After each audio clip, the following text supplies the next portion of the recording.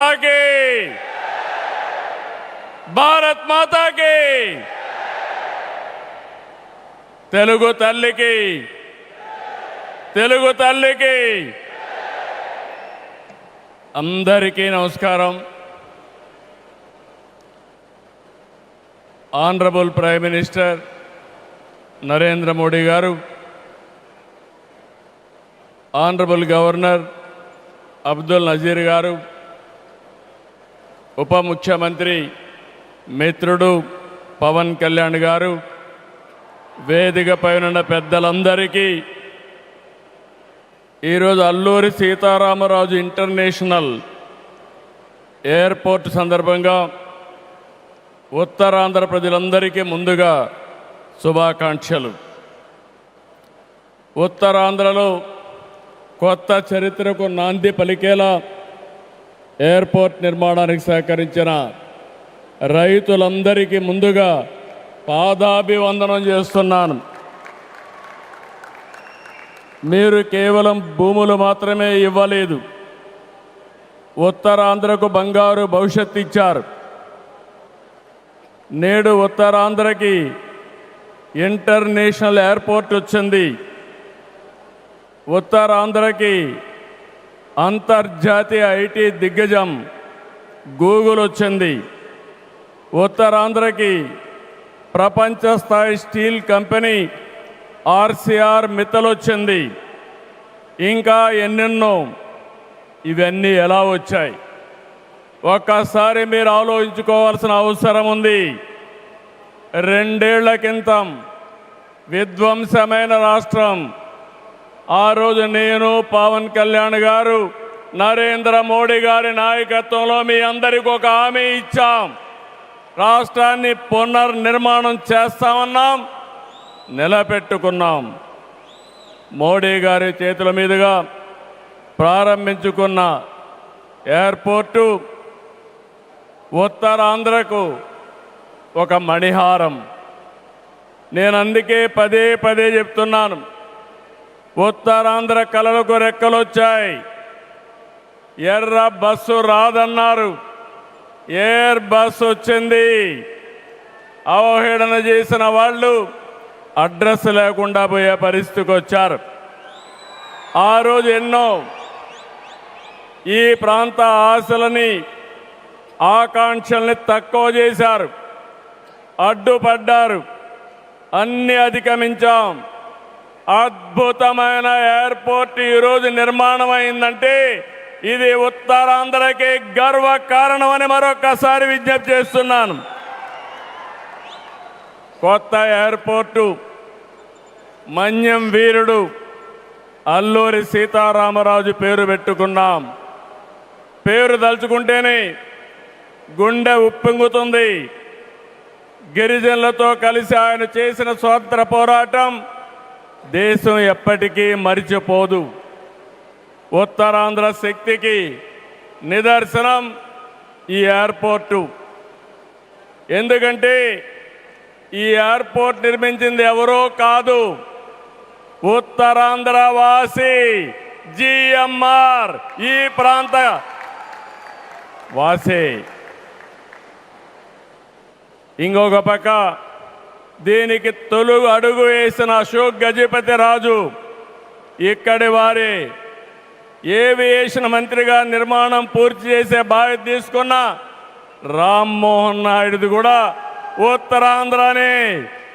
ఇది ఉత్తరాంధ్ర సత్తా అని మరొక్కసారి మీ అందరికీ విజ్ఞప్తి చేస్తున్నాను. ఈరోజు ఉత్తరాంధ్ర దశ దిశ మార్చి కీలక ప్రాజెక్టు ప్రారంభానికి వచ్చిన మోడీ గారికి మనస్ఫూర్తిగా ధన్యవాదాలు. ఈరోజు మనందరం గుర్తుపెట్టుకోవాలి, వెంటిలేటర్ పైనున్న ఆంధ్రప్రదేశ్కి ఆక్సిజన్ ఇచ్చి ఈరోజు నిలబెట్టిన వ్యక్తి నరేంద్ర మోడీ గారు. నేను మిమ్మల్ని అడుగుతున్నా, ఆంధ్రుల సెంటిమెంట్ విశాఖ ఉక్కు నిలబెట్టింది ఎవరని గట్టిగా మీరు చెప్పాల్సిన బాధ్యత మీ పైన ఉంది. ఎవరు? విశాఖ రైల్వే జోన్ మంజూరు చేసి విభజన హామీని నెరవేర్చింది ఎవరు? పోలవరానికి సాయం చేసి గాడిన పెట్టింది ఎవరు? రాజధానికి నిధులిచ్చి పనులు పునఃప్రారంభించిన వ్యక్తి ఎవరు? 2027 భోగాపురంలో చెప్తున్నాను, పోలవరాన్ని పూర్తి చేసి మన ప్రధాని చేతుల మీద జాతికి అంకితం చేస్తామని హామీ ఇస్తున్నాం. 2028 అమరావతి మొదటి దశ పనులన్నీ పూర్తి చేసి మన ప్రధానమంత్రి నరేంద్ర మోడీ గారి చేతుల మీదుగా ప్రారంభిస్తామని మీ అందరికీ హామీ ఇస్తున్నాను. దీనికి మనందరం థ్యాంక్స్ చెప్పాలనా లేదా అని అడుగుతున్నా. చెప్పాలనా లేదా అని అడుగుతున్నా. థ్యాంక్ యూ, థ్యాంక్ యూ, ధన్యవాదాలు, ధన్యవాదాలు. ఏఎస్ఆర్ ఎయిర్పోర్టు 2703 ఎకరాలు, 5641 కోట్ల రూపాయలు అద్భుతంగా వచ్చింది. ఎయిర్పోర్టుని ఫ్లయింగ్ ఫిష్ ఆకారంలో నిర్మించారు. మన తీర ప్రాంతాన్ని ఇది గుర్తు చేస్తుంది. అటు సముద్రం, ఇటు పచ్చని కొండల మధ్య విమాన ప్రయాణమే కొత్త అనుభూతిని తీసుకొస్తుంది. నేను చాలా విమానాశ్రయాలు చూశాను, కానీ భోగాపురం ఒక ప్రత్యేకమైన ఎయిర్పోర్ట్ అని మరొకసారి మీకు విజ్ఞప్తి చేస్తున్నా. ఎయిర్పోర్ట్లో అడుగడుగున తెలుగు కళలు, సంస్కృతి కనిపిస్తున్నాయి. తెలుగు ముగ్గులు, ఏటి కొప్పాక బొమ్మలు, కూచిపూడి నృత్యం, తోలు బొమ్మలాట, బొబ్బలి వీణ, నాదస్వరం, లేపాక్ష నంది వంటివి ప్రతిబింబించేలాగా తీర్చిదిద్దారు. విశాఖ నుంచి భోగాపురాన్ని నిర్మించే బీచ్ కారిడారు ప్రకృతి అందాలతో మరింత ఆకర్షణ తెస్తుంది. గ్లోబల్ ఏరోస్పేస్ ఏవియేషన్ హబ్కి GMR Manasa aviation university, ASIP semiconductor ప్రాజెక్టుకు శంకుస్థాపన చేసుకున్నాం. జిఎంఆర్ విఎఫ్ స్కిల్ డెవలప్మెంట్ సెంటర్కి ప్రారంభించుకున్నాం. శంషాబాద్ ఎయిర్పోర్టుతో తెలంగాణ దశ దిశ మారింది. భోగాపురం ఎయిర్పోర్టుతో ఉత్తరాంధ్ర దశ దిశ మారుతుంది. 2015లో ఆనాడు ప్రధానమంత్రిగా ఉన్న నరేంద్ర మోడీ గారి నాయకత్వంలో ప్రకటన చేశాం. 19లో అనుమతులు తెచ్చి శంకుస్థాపన చేశాం. భోగాపురానికి నాడు కొబ్బరికాయ కొట్టింది మనమే, నేడు గుమ్మడికాయ కట్టింది మనమే. గుర్తుపెట్టుకోమని కోరుతున్నాను. ఈ 2 ఏళ్లలో ప్రధానమంత్రి గారి సహకారంతో ఉత్తరాంధ్రలో 189 ప్రాజెక్టులకు సంబంధించి 6,13,00,000 పెట్టుబడులు. ఇవి పూర్తయితే 5,57,000 మందికి ఉద్యోగాలు వస్తాయని మీ అందరికీ విజ్ఞప్తి చేస్తున్నా. ఉత్తరాంధ్రలో వచ్చే 3 ఏళ్లలో 2,784 కోట్లతో 8 ప్రధాన సాగునీటి ప్రాజెక్టులు పూర్తి చేస్తాం. ఇది కాకుండా 65 సంవత్సరాలుగా పెండింగ్ ఉన్న నేరేడు బ్యారేజీని కేంద్రం క్లియర్ చేశారు. దశాబ్దాల కలని నిజం చేస్తాం. ఈ నెల 14వ తేదీన గోదావరి నీటిని ఉత్తరాంధ్రకి ముఖ్యంగా అనకాపల్లికి తీసుకొచ్చే బాధ్యత ఎన్డీఏ ప్రభుత్వం తీసుకుంటాం. గోదావరి పోల వంశధారిని అనుసంధానం చేసే బాధ్యత తీసుకుంటాం.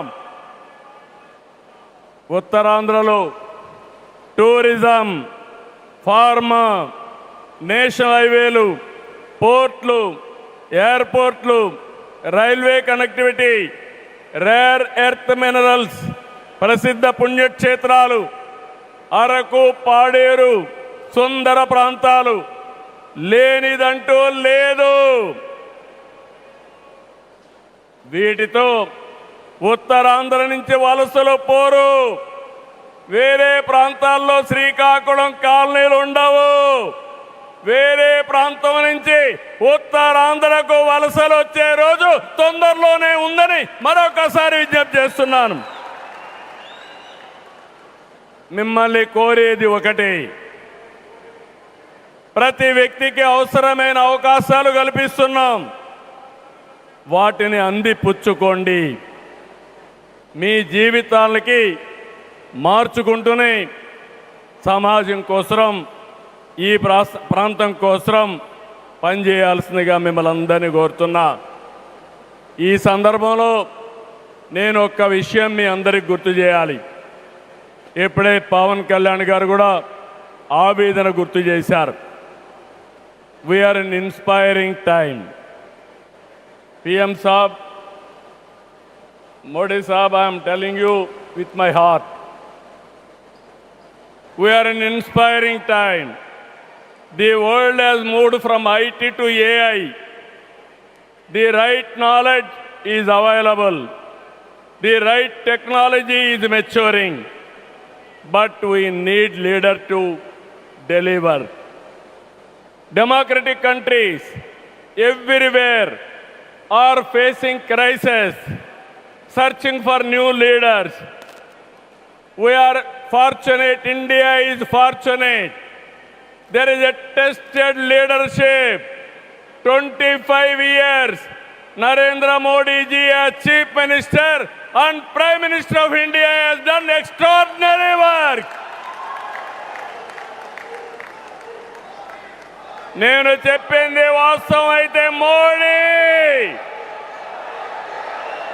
గట్టిగా చెప్పాలి. Modi, Modiji.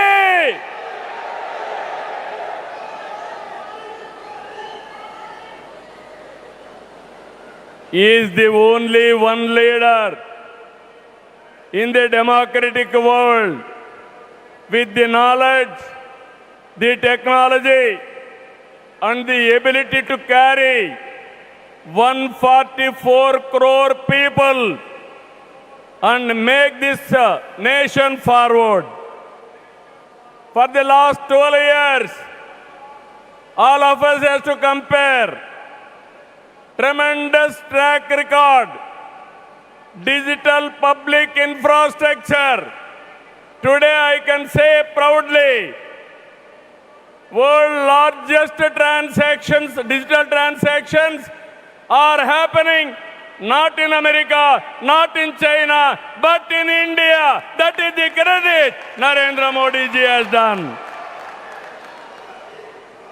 Financial inclusion, Jan Dhan. Yes, Modi. Louder. Second, financial inclusion. Ordinary man, JAM. It is a historical moment. Without corruption, any benefit is going to the last mile, that is DBT. Nowhere in the world, in India it has been established. Infrastructure, you have seen Bhogapuram, like this so many airports. National highways, I can say proudly, nowhere in the world our national highways can beat. Railways, yesterday, high-speed trains are coming. And also, green hydrogen train has come in India. First time, that is what Narendra Modi ji. Ports, metros, green energy. Nobody dreamt 500 gigawatts of green energy. Surya Ghar. And also, he promoted green energy like anything. GST is a breakthrough reform. Welfare, every poor person house, Ayushman Bharat, LPG, JJM, through JJM, every home he wanted to give tap water. GDP, wealth creation, from 11th place, he brought it to 4th place. That is the pride. National defense and also security. There is no Naxalism, no terrorism. Under his leadership, we are all safe. Foreign policy, one of the best foreign policy. Every country is shocked to hear that. Space, science, technology. If we talk anything, I have seen in my past 5 decades career. 1978, I became first time MLA. 1980, I became minister. First time, I have seen a leader with clear clarity. Always, he works with a single agenda, nation first. I am asking one thing, how many leaders with dedication they have worked? In my experience, only one leader, that is Narendra Modi, has done extremely good work.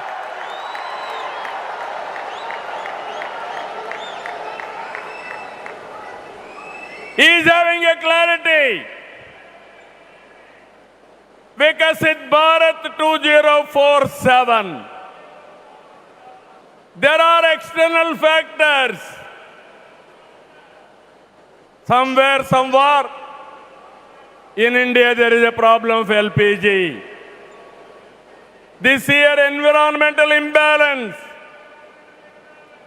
rainfall deficiency. With all these things, he is able to manage very effectively with less suffering. I'm telling you, India is going to become 2047 number 1 country in the world. It is possible with Narendra Modi ji. Always I am saying one thing. Right man, right time, right place is the blessing. Nation is blessed with his leadership. I am appealing entire nation. You have to think only one thing. Without Narendra Modi ji, we cannot imagine 2047. He is the tallest leader in the world. If we go to any country, everybody is respecting. That is the pride he brought for the nation. Hands off to him. All of us has to stand with him. గట్టిగా లేచి నిలబడుకొని సంఘీభావాన్ని తెలియజేయండి.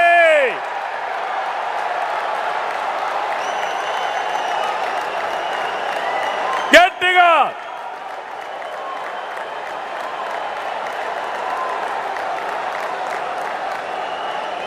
it is our responsibility, our commitment for the nation. Nation first, persons next. So I am very happy. Entire nation has to understand the amount of development, the amount of respect India is commanding globally. Only one man is leading, one leader is leading. That leader is Narendra Modi ji. We have to protect his leadership. All of us have to talk about it. Those who are criticizing him, they have to understand what they have contributed for this nation. He has done for the last 25 years extraordinary work. So with this, భారతదేశాన్ని number 1గా నిలబెట్టే శక్తి నరేంద్ర మోడీ గారికి ఉంది. తెలుగు జాతి చరిత్ర సృష్టించే శక్తి మనకుంది. అల్లూరి సీతారామరాజు స్ఫూర్తితో ఐక్యంగా అడుగేద్దాం. అటు కేంద్రం ఇటు రాష్ట్రం కలిసి ముందుకెళ్దాం. తెలుగు జాతిని నెంబర్ 1గా చేసుకోవాలని మరొక్కసారి మీ అందరికీ విజ్ఞప్తి చేస్తూ, ఉత్తరాంధ్ర మళ్ళీ చెప్తున్నా, ఇంక మీరు పేద అరుపులు అరవడానికి లేదు. ఉత్తరాంధ్ర ఉత్తమ ఆంధ్ర, నెంబర్ 1 ఆంధ్ర, నెంబర్ 1 ప్రపంచంలో దేశం రావాలి. విత్ దిస్ మరొకసారి మీ ఉత్సాహం చూశాను, మీ కమిట్మెంట్ చూశాను. ఇక్కడ ఎంతమంది ఉన్నారో ఎంతమంది బయటనున్నారు. ఈరోజే మన గిరిజన పిల్లలు దింసా డాన్స్ చేసి గిన్నీస్ రికార్డు తెప్పించారు, వరల్డ్ బుక్ ఆఫ్ రికార్డ్స్ తెప్పించారు. వాళ్ళందరినీ అభినందిస్తూ మనస్ఫూర్తిగా ఈ కార్యక్రమాన్ని జయప్రదం చేసిన మిమ్మల్ని అందరినీ అభినందిస్తూ ధన్యవాదాలు తెలియజేసుకుంటూ సెలవు తీసుకుంటున్నాను. జై భారత్, జై తెలుగు తల్లి, జై హింద్.